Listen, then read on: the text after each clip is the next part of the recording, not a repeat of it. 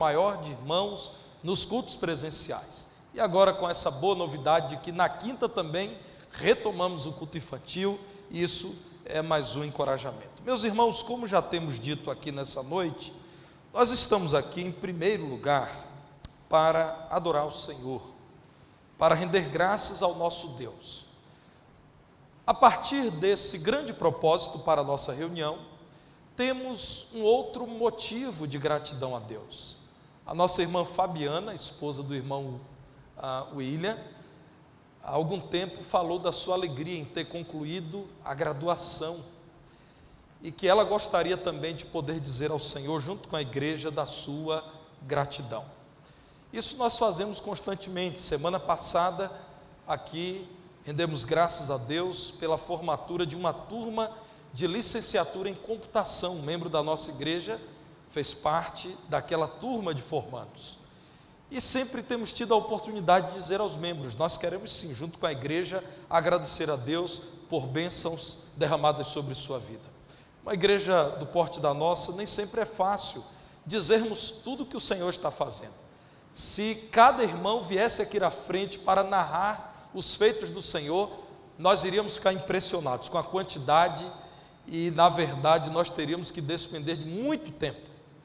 Então, sempre que algum irmão diz, eu gostaria que realizássemos um culto enfatizando a minha gratidão ao Senhor, nós assim o fazemos, vamos continuar fazendo, porque o Senhor é digno de louvor, nós somos muito gratos pelo que Ele tem feito, e nós somos um corpo. A alegria da irmã Fabiana é a nossa alegria. Fabiana, no dia em que você tiver que enfrentar alguma tristeza, também a sua tristeza será a nossa tristeza. Mas hoje estamos aqui para render graças ao Senhor por sua vida e a vida da Indianara, acertei? Indianara, seja muito bem-vinda entre nós, são as duas formandas que temos aqui nessa noite. E meus irmãos, eu desejei muito falar de cuidado. Primeiro porque sei que o Senhor cuidou dessas duas vidas ao longo desse tempo desafiador, e também porque no curso de psicologia normalmente encontramos uma grande motivação em quem está buscando formação nessa área, que é o desejo de cuidar de pessoas. E eu escolhi o Salmo 23, talvez o mais conhecido dos salmos. Acredito que podemos dizer isso, porque temos outros salmos como o 121, o Salmo 1, o Salmo 125, muito conhecidos, o Salmo 90, mas acredito que esse é o mais popular, e não é sem motivo. Que salmo profundo, abençoador, tocante é o Salmo 23. Queira abrir a sua Bíblia e acompanhar a leitura do texto bíblico.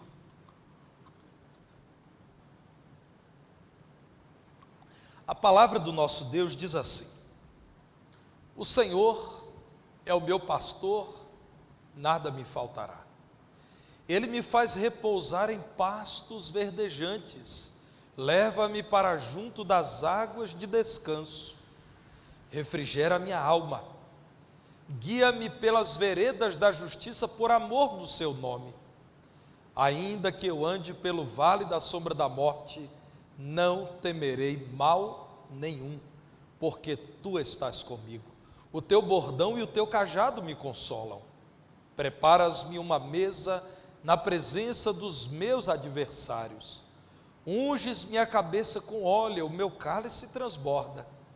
Bondade e misericórdia certamente me seguirão todos os dias da minha vida, e habitarei na casa do Senhor para todo o sempre.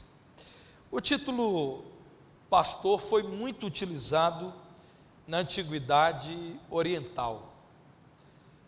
O mundo no qual esse salmo aparece é um mundo voltado para duas grandes atividades econômicas, duas ocupações: o trabalho com a terra e o trabalho com os animais. Pastor era uma profissão popular, profissão de pessoas simples, mas muito trabalhadoras.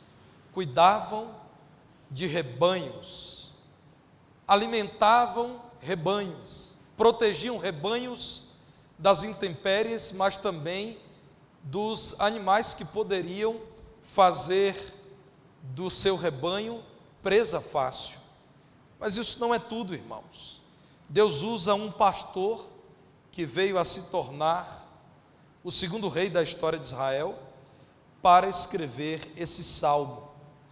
Eu gostaria que você olhasse o que diz o primeiro livro de Samuel, capítulo 16, versículo 11. Somente esse referencial, para que você entenda que Davi, o autor desse salmo, sabia muito bem do ofício de pastor. Deus deu a Davi a condição de entender com profundidade as palavras que lhe foram dadas por meio da inspiração do Senhor. Samuel, o profeta, querendo ungir, escolher um rei para Israel, perguntou a Jessé: não está faltando nenhum filho? E Jessé disse ao profeta Samuel: ainda está faltando o meu filho mais novo, guardem essa informação, que está apacentando as ovelhas. Está faltando aquele que provavelmente não virá a ser rei, ele será pastor por toda a vida. Ele é o mais moço, por isso ele ficou com um trabalho que facilmente todos compreendem, que é o trabalho de um pastor. Falta somente esse. De algum modo, Jessé está dizendo ao profeta Samuel: com certeza aquele que está faltando não é quem vocês esperam, ele é só um pastor, ele é um cuidador de ovelhas, de animais. Samuel então respondeu a Jessé: manda chamá-lo, porque nós não vamos nos assentar à mesa sem que venha esse também. E nós sabemos pela palavra de Deus que esse menino, o mais novo dos filhos de Jessé até então, foi aquele que o Senhor escolheu para liderar a história mais bela, mais próspera, mais saudosa de Israel. Pastor é uma referência à autoridade, é aquele que guia, é aquele que direciona, é aquele que impede que um caminho equivocado seja trilhado pelo rebanho. Mas o pastor também, irmãos, nos lembra do cuidado.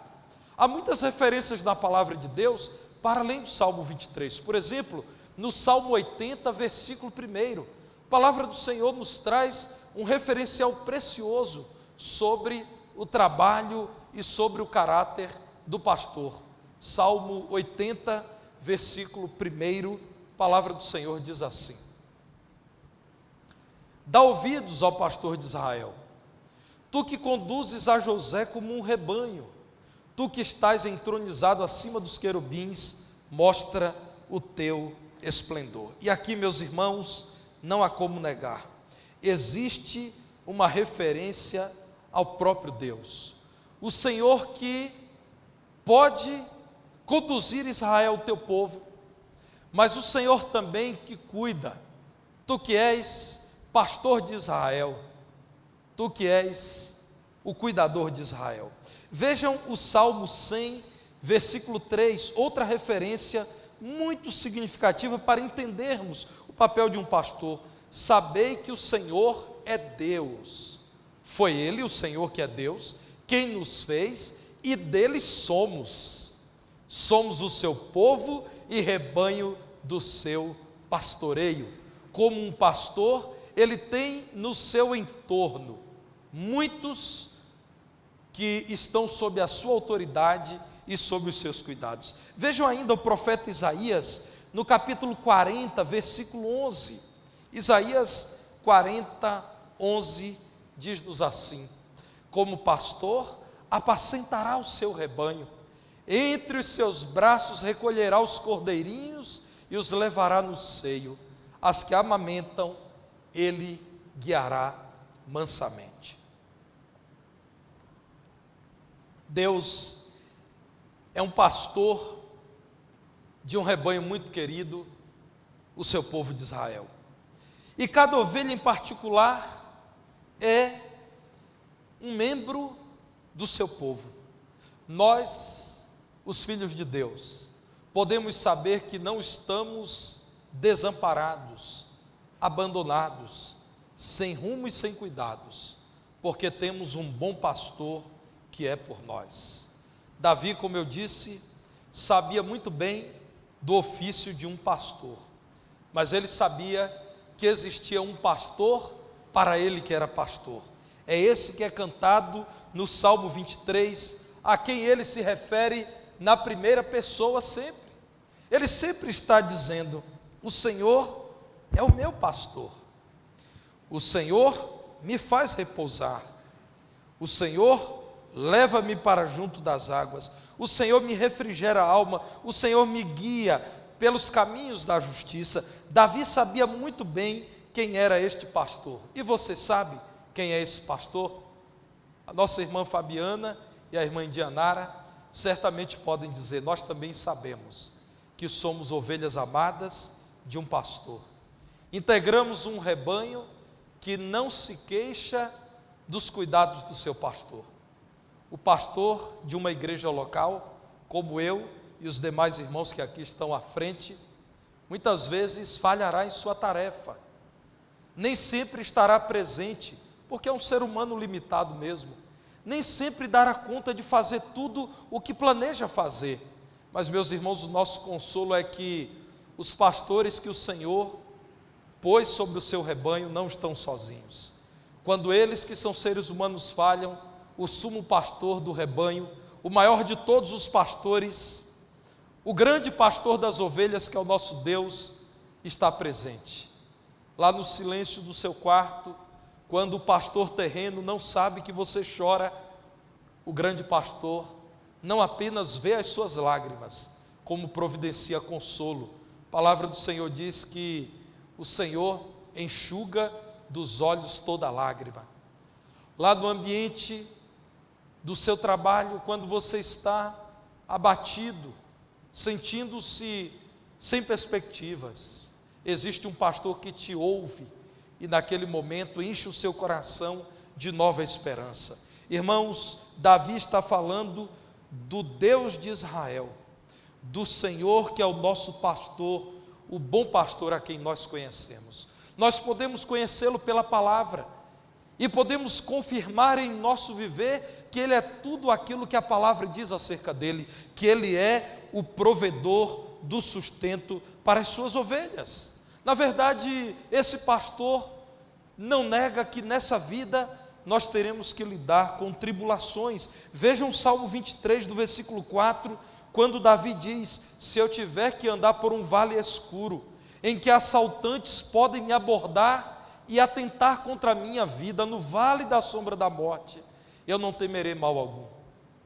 Não porque eu tenha poder, não porque eu seja corajoso, não porque eu tenha habilidade para lidar com aquele que atenta contra a minha vida, mas porque o Senhor está comigo. A vara e o cajado, ou o bordão e o cajado dele me consolam. Dois instrumentos que o pastor utilizava. Essa vara, esse bordão, era uma vara de um bom calibre, grossa, dura, e ela servia para afastar inimigos. Verdadeiramente o bordão servia para o pastor bater no lobo que queria comer as ovelhas. E o cajado? O cajado é um instrumento que tem uma ponta curva, e aquela curvatura vai na ovelha, no seu pescoço, de tal modo que é possível resgatar a ovelha de lugares perigosos, de buracos em que as ovelhas caem. Quem estuda a anatomia das ovelhas diz que é um animal que tem algumas deficiências. Uma delas é pequena capacidade visual. Então facilmente ovelhas caem onde não deveriam cair. E o cajado então serve para trazer de volta ao bom caminho e ao lugar do alimento, da água e da proteção. O bom pastor sabe que nessa vida nós enfrentamos dificuldades. Irmãos, no mundo de Davi, a noite era uma noite de muito frio. Nós estamos falando de um lugar muito quente durante o dia e muito frio durante a noite. Nesse lugar havia áreas rochosas, de pedregulhos, muitos morros, E todos esses perigos poderiam levar à morte precoce de uma ovelha. Por isso, o pastor sempre estava cuidando para que não faltasse o necessário para a ovelha. O versículo 1 diz: ele nada me deixa faltar. Talvez você diga: pastor, na minha vida eu tenho notado que algumas coisas me faltam. Acredite, nem tudo que você pensa ser importante é importante mesmo. Muitas coisas que você já quis ter, Deus sabe que você não precisa ter, por isso Ele não te deu. Você precisa saber diferenciar aquilo que você quer e aquilo que você precisa.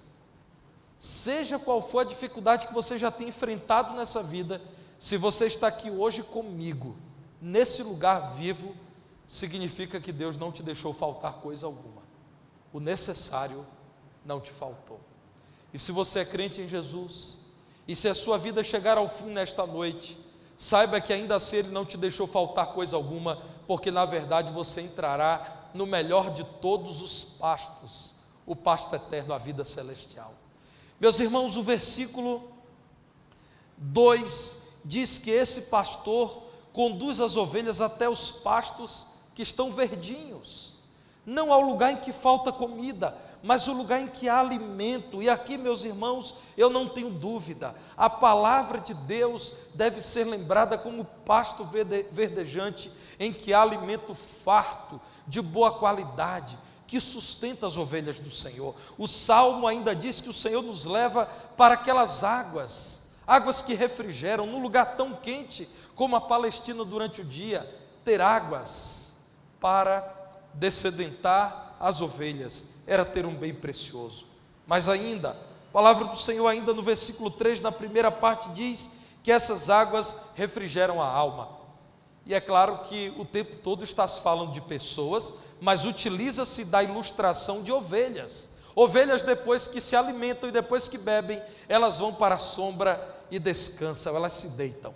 Essa é a imagem que Davi conhece. Ele diz: o Senhor faz isso conosco, Ele nos traz para o lugar do alimento, nos concede a água, nos dá descanso. Meus irmãos, eu lembro-me do Salmo, ou melhor, do livro de Mateus, no capítulo 6, versículo 11, quando o Senhor Jesus Cristo diz, em sua oração, que Ele apresenta como um modelo para a sua audiência: o pão nosso de cada dia nos dá hoje. O pão suficiente, o pão bastante, o pão que precisamos. E aí nós nos lembramos do evento do Êxodo, quando muitas vezes o povo de Deus quis guardar pão para o dia seguinte, quando o Senhor já havia garantido: todo dia eu darei do céu o maná, as codornizes, não guardem, esse alimento não será próprio para o consumo no dia seguinte. E o Senhor Jesus Cristo aqui diz: vocês pecam porque vocês muitas vezes querem mais do que aquilo que precisam.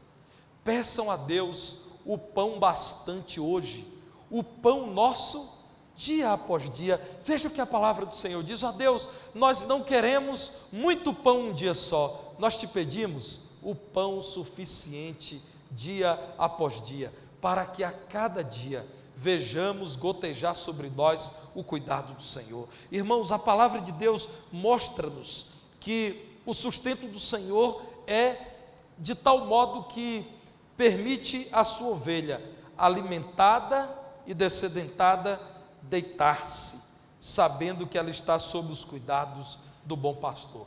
É aquele que nos dá o alimento e é aquele que nos dá força. Certamente o Senhor alimentou as formandas ao longo desses anos com forças em Cristo. Forças para lidar com a rotina acadêmica, que pode ser prazerosa, mas é composta, irmãos, de sacrifícios que se renovam a cada dia. Por vezes, ter que lidar com professores que nem sempre agem com as melhores opções didáticas ou até relacionais. Lidar com o aperto do orçamento. Livro é caro, faculdade custa caro. Graças a Deus, porque não faltou o cuidado do Senhor provendo sustento. Mas o Salmo diz mais, diz que o bom pastor é aquele que conduz suas ovelhas pelo caminho seguro. O nosso Deus é assim. Como um fiel pastor, Ele nos dirige de tal modo que não apenas nos indica os caminhos da justiça. Quando no versículo 3 fala que Ele nos guia pelas veredas da justiça, está dizendo: o Senhor é santo, o Senhor é reto. Ele sempre nos indica os caminhos melhores, os caminhos da retidão, os caminhos da justiça. Mas diz mais, diz que Ele é conosco para nos livrar do caminho mau. Nosso Deus nos dirige neste mundo, e que maravilha ler na palavra de Deus, nos dirige eternamente. O versículo 6 fecha o salmo dizendo: é a bondade desse Deus, que gratuitamente me dá água, comida, descanso. É a misericórdia desse Deus, que quando me vem em apuros me resgata, que me seguirão todos os dias da minha vida, nos caminhos eternos. Eu estarei na casa do Senhor para todo sempre. É claro que não está se falando do templo em Jerusalém, está se falando do céu. A palavra de Deus diz que quando a nossa casa terrestre se desfizer, esse corpo vier a perecer, nós temos uma casa eterna nos céus. O Senhor Jesus Cristo chega a dizer: eu vou preparar lugar, na casa do meu Pai há muitas moradas, e se eu for, eu virei mais uma vez e vos levarei comigo mesmo, para que onde eu estiver, estejais vós também. Então nós estamos falando, irmãos, de uma habitação eterna, de uma habitação celestial. O bom pastor conduz suas ovelhas pelo caminho seguro. Como em todas as profissões, Indianara e Fabiana, vocês serão tentadas a ter uma conduta baseada nos caminhos que o homem escolheu como melhores. Para o psicólogo cristão, eis um desafio que pode ser vencido com sabedoria da parte de Deus. O desafio de dizer: a ordem de coisas é, existe um Criador que conhece muito bem a sua criatura. As respostas para a criatura estão no seu Criador e não na própria criatura. Tantas vezes seremos tentados a esquecer de Deus. E eu quero dizer, Fabiana Indianara, que não se trata de um desprezo à psicologia, não. Pelo contrário, um bom psicólogo tem muito a nos ensinar. Por exemplo, a capacidade de ouvir aquele que tem algo a falar sobre as suas dores. Mas eu tenho formação em história, e na minha área de formação há muita gente que resolveu riscar a existência do Criador e tenta escrever a história da humanidade a partir dos primeiros registros que são conhecidos. Como eu digo que são conhecidos, eu estou dizendo assim: certamente há muitos registros até que nós nem conhecemos, e aí muitos historiadores lançam mão de vestígios e tentam dizer: aqui começou a história do homem. Por exemplo, irmãos, quando nós estudamos na escola regular história, nós estudamos muito a história dos povos do Oriente, de Grécia e Roma, da Europa e depois aqui no continente americano. Pouco sabemos sobre o que estava acontecendo na Oceania, na África, um grande continente como a África, pouco sabemos.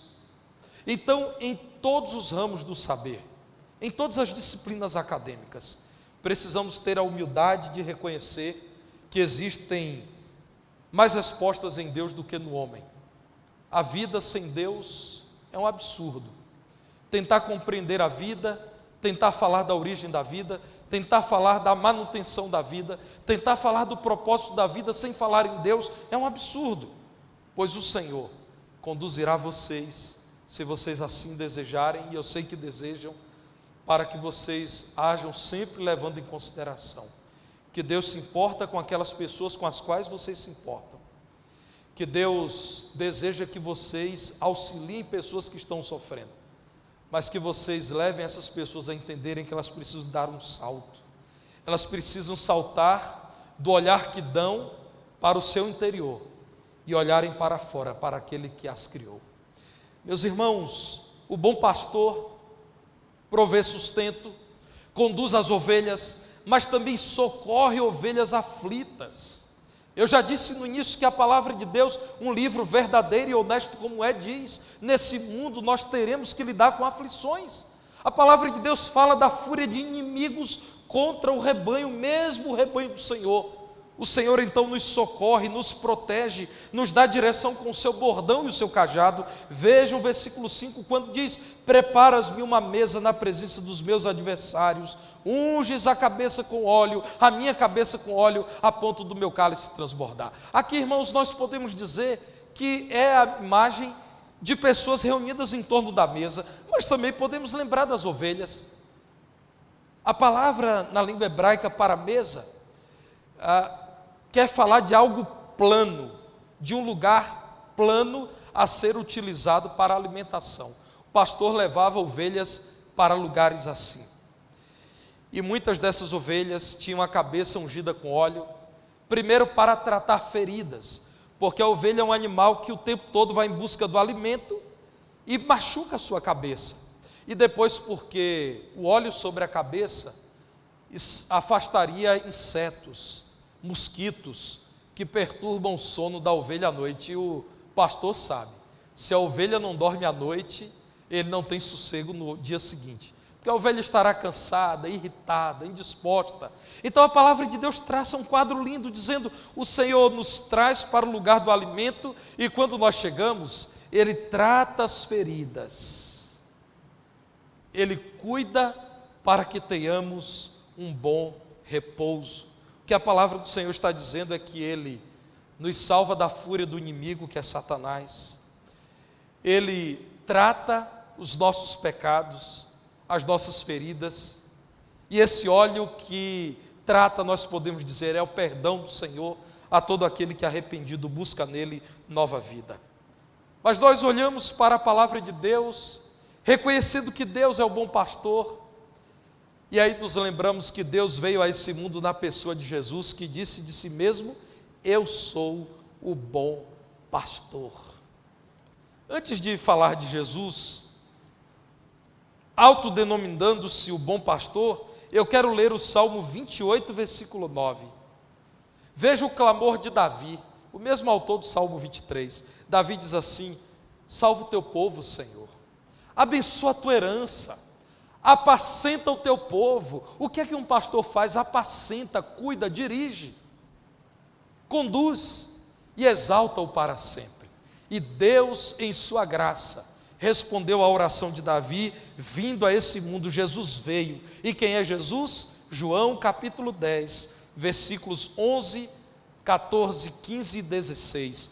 João capítulo 10, começando pelo versículo 11, Jesus diz: eu sou o bom pastor. Quem é o bom pastor? O bom pastor dá a vida pelas ovelhas. Aliás, pastores aqui presentes são chamados da palavra de Deus. Por vezes, os pastores têm que dar a vida, dão sangue e o suor ao longo de um dia inteiro, e isso é bíblico. Precisamos sim aprender com o Senhor Jesus Cristo. Versículo 14 diz assim: Jesus, eu sou o bom pastor.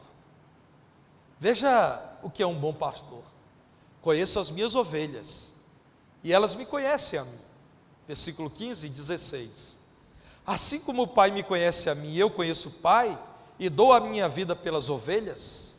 Ainda tenho outras ovelhas, não deste aprisco, a mim me convém conduzi-las, elas ouvirão a minha voz, então haverá um rebanho e um pastor. Jesus está dizendo: eu irei à cruz. Eu sei que as minhas ovelhas não podem prover salvação para si mesmas. Eu sei que as feridas delas podem trazer morte espiritual. Eu entregarei a minha própria vida como um sacrifício por elas, como um pagamento por elas, em favor delas. E diz mais: não apenas pelas ovelhas que estão aqui perto em Israel. Jesus estava falando para um grupo de judeus, seus discípulos, não apenas para este aprisco. Existem outras ovelhas, e aqui, irmãos, certamente Jesus está incluindo as ovelhas dele no Brasil do século 21, que somos nós. Existem outras ovelhas, ainda me convém conduzi-las, todas aquelas que ouvirão a minha voz. Haverá um só rebanho. Qual rebanho é esse? Todas as ovelhas que em todas as épocas e em todos os lugares ouviram a voz do bom pastor e seguiram o bom pastor. Louvado seja o nome de Jesus. Nós estamos aí, irmãos, nesse texto. Vejam Hebreus capítulo 13, versículo 20. Como eu esqueceria, irmãos, eu não poderia esquecer de Hebreus 13, versículo 20. Ora, o Deus da paz, que tornou a trazer dentre os mortos a Jesus, nosso Senhor, o grande pastor das ovelhas, pelo sangue da eterna aliança, versículo 21, vos aperfeiçoe em todo bem, para cumprirdes a sua vontade, operando em vós o que é agradável diante dele, por Jesus Cristo, a quem seja glória para todos sempre. O que a palavra do Senhor está dizendo? Que Jesus Cristo, o maior cuidador do rebanho de Deus, o grande e exemplar pastor de ovelhas, esse Jesus, pelo sangue do Calvário, decidiu nos dar tudo o que nós necessitamos. E de tudo que nós necessitamos, o mais urgente é justificação diante de Deus e paz eterna com Deus. Meus irmãos, eu ainda quero mencionar 1 de Pedro, capítulo 2, verso 25, quando Pedro diz: estáveis desgarrados como ovelhas.